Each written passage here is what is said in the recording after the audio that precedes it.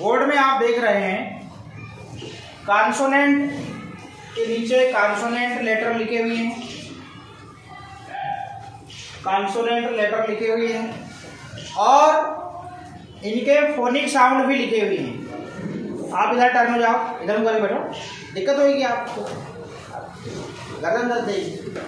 और यहाँ पर वावेल वो है जिसका फोनिक साउंड अ लिखा हुआ है और यहाँ पर भी फोनिक साउंड अ लिखा हुआ है। अभी हमारी वर्कशीट के अनुसार सिर्फ आपको इतना पता होना चाहिए कि ये कॉन्सोनेंट बी है और वावेल ओ है। यहाँ पर कॉन्सोनेंट और वावेल को जोड़ना है, आ रही बात समझ में। मगर यदि हम इनके फोनिक साउंड जानते हैं तो क्यों ना कॉन्सोनेंट का फोनिक साउंड और वावेल का फोनिक साउंड को जोड़कर यदि हम उच्चारण करते हैं तो कहीं ना कहीं हम इंग्लिश की बुक पढ़ने की प्रक्रिया में इन्वॉल्व होते हैं।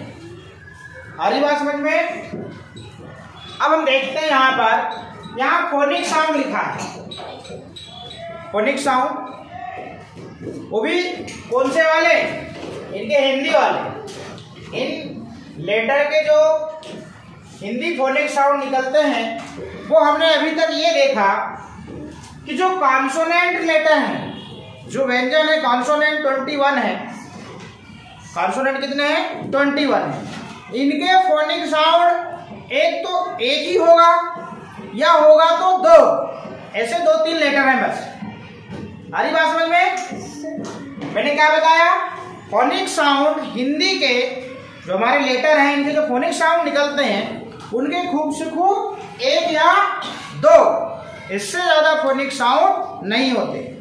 नित्या देवी, मगर जो वावेल लेटर है, वावेल लेटर में हमने अभी तक ये देखा कि यहाँ पर वावेल जो लेटर है उनके एक ही साउंड नहीं होता, एक से ज्यादा होते हैं उनके फोनिक साउंड, होते नहीं होते हैं। वो कैसे, आपको याद दिलाता हूं मैं।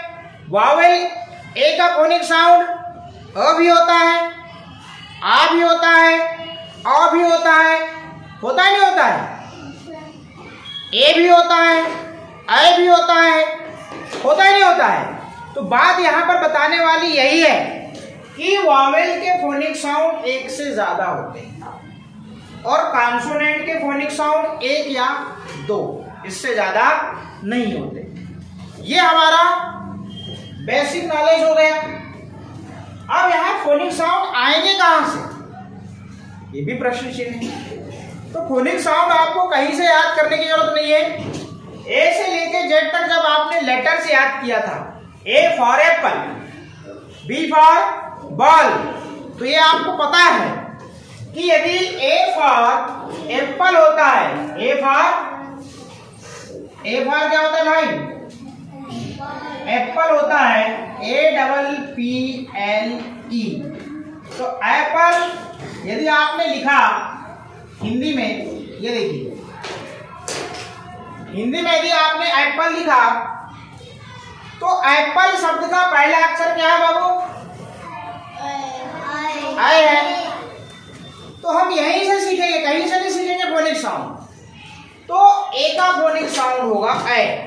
अब ऐसा ए से लेके जेड तक आप चले जाइए। बी फॉर बॉल, बॉल का पहला शब्द का अक्षर क्या होगा, ब। तो बी का फोनिक साउंड क्या होगा, ब। ये देखिए।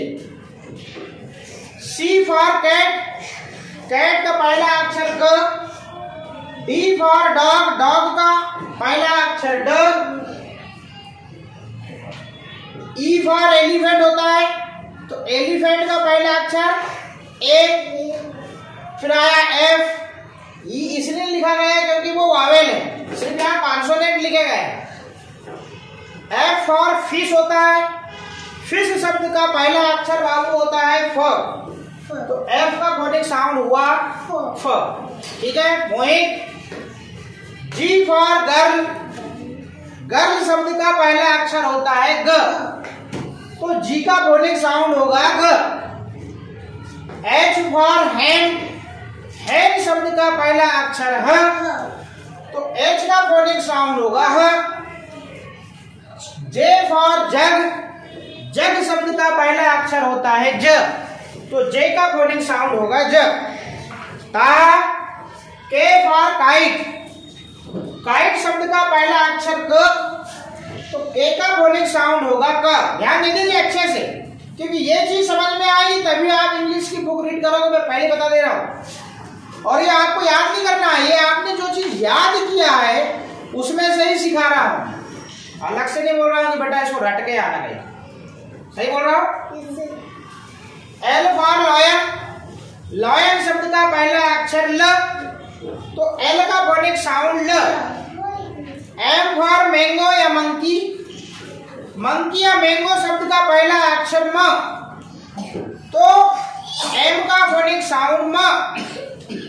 N फॉर नेक्स्ट, नेक्स्ट शब्द का पहला अक्षर न, तो N का फोनिक साउंड न। सब ग्रीन बोर्ड पे देखें अच्छे से। P फॉर पेरेंट, तो पेरेंट शब्द का पहला अक्षर प, P का फोनिक साउंड प। Q फॉर क्वीन, क्वीन शब्द का पहला अक्षर क्व, तो Q का फोनिक साउंड क्व। R फॉर रेबिट, रेबिट शब्द का पहला अक्षर र, R का फोनिक साउंड र। S फॉर शिप, शिप शब्द का पहला अक्षर श, तो S का फोनिक साउंड स।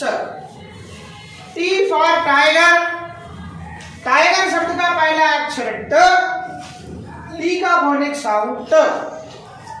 V फॉर वेन, वेन शब्द का पहला अक्षर व, V का फोनिक साउंड व। W फॉर वॉच या W फॉर वेव, याद करिए, वेव या वॉच शब्द का पहला अक्षर व, तो W का भी फोनिक साउंड व। Y फॉर याक, याक शब्द का पहला अक्षर य, Y का फोनिक साउंड य। Z फॉर जेब्रा, जेब्रा शब्द का पहला अक्षर ज, जेब्रा शब्द का पहला अक्षर ज, तो Z का फोनिक साउंड ज। अभी इसमें X बच गया, वावेल बच गए A E I O U, और हिंदी में 39 व्यंजन है आपके, और यहाँ पर 21 है, तो इन्हीं से ही इन्हीं से बाकी ही जो बचे आपके व्यंजन इन्हीं से बनते हैं। वो हम जैसे जैसे हमारे पढ़ने में रीडिंग में आते जाएगा वो हम सीखते चलेंगे, मगर बेसिक ये है, बेसिक इसको सीखिए। इनपे अब हम जो मेन देख रहे हैं सीवी, यहाँ पर हम अभी सीवी वर्ड लिखेंगे। इनको यदि कॉन्सोनेंट, एक कॉन्सोनेंट और एक वावेल को जोड़ दिया जाए तो वो सीवी बन जाता है। सीवी मीन्स सी का मतलब कॉन्सोनेंट और बी का मतलब वावेल, और आपको पता है वावेल कितने होते हैं 5 और कॉन्सोनेंट कितने होते हैं 21। ये पता है नहीं पता है आपको? आगे बस आपको जितना भी होमवर्क सेंड किया जा रहा था तो आपको एक ही काम करना था। वो क्या करना था, यहाँ पर वावेल ओ लिखा था, यहाँ पे वावेल ओ लिखा था, यहाँ पूरे कॉन्सोनेंट लेटर लिखे थे। अब आपको करना क्या था, आपको ऐसे प्रैक्टिस करना था, बोल बोल के B O, C O, D O, F O, G O, H O, J O, K O, L O, M O, N O, P O, Q O, R O, S O, T O, V O, W O, Y O, Z O. Sound क्या निकल रहा है, वही sound को भी जोड़ना है, और वही वावेल को जोड़ना है। ये बन गया सीवी। क्या बन गया? CV, consonant Wavell, consonant Wavell. बस इतना सा काम था यहाँ पे, मात्र आपको बी और ओ को जोड़ना था। तो अब इसका साउंड मैंने बताया, हमने फर्स्ट इसका जो फोनिक साउंड ओ का सीखे, O for orange, orange, orange, मैंने यहाँ पर ओ लिखा। अब इसके साउंड अलग अलग होते हैं वावेल के एक से ज्यादा, वो हम अलग से उसका अभ्यास करेंगे, मगर यहाँ पर अभी हम जो क्रम से चल रहा है, मात्र सीवी वर्ड यहाँ पर जोड़ रहे हैं, हम सीवी लेटरों को जोड़ रहे हैं, कॉन्सोनेंट और वावेल को जोड़ रहे हैं। बस इतना सा काम करना है। बस आपको ये पता होने चाहिए, यदि W और O लिखा है, हेलो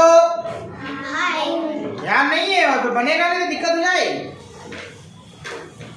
यहाँ W और O है तो आपको पता होना चाहिए कि W कॉन्सोनेंट है और O वावेल, ये आपको पता होना चाहिए।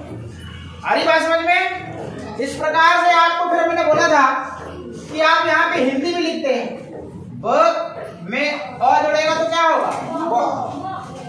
क में आ जुड़ेगा तो क्या होगा? डी में आ जुड़ेगा तो क्या होगा? फ में आ जुड़ेगा तो क्या होगा? ग में आ जुड़ेगा तो क्या होगा? ह में आ जुड़ेगा तो क्या होगा? ज में आ जुड़ेगा तो क्या होगा? क में आ जुड़ेगा तो क्या होगा? ल में आ जुड़ेगा तो क्या होगा? और म में आ जुड़ेगा तो क्या होगा? न में आ जुड़ेगा तो क्या होगा? फ में आ जुड़ेगा तो क्या होगा? और क्व में आ जुड़ेगा तो क्या होगा? र में आ जुड़ेगा तो क्या होगा? श में आ जुड़ेगा तो क्या होगा? ट में आ जुड़ेगा तो क्या होगा?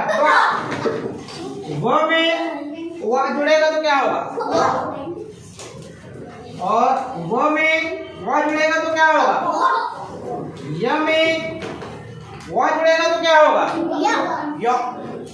ज में अ जुड़ेगा तो क्या होगा? अब देखिए, इतना सा आपको काम करना था और इस प्रकार से आपको प्रैक्टिस करनी थी।